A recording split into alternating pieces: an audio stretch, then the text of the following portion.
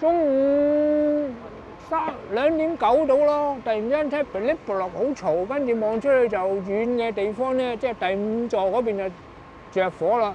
跟住走落街睇，話原來係第5座燒得好犀利，即刻翻屋企執嘢咯。跟住就走落街到而家啦，都成3個幾鐘頭都有㗎啦。而家個心情梗係唔靚啦，睇到咁多間，即係咁多座都着火，你睇有啲直頭都係燒到入去屋嗰度咯。咁你咪變咗係咪個心情好唔靚啊？雖然即係我哋嗰度而家暫時就救熄咗啦，咁隔離左右都着火，個心情都係唔靚㗎啦。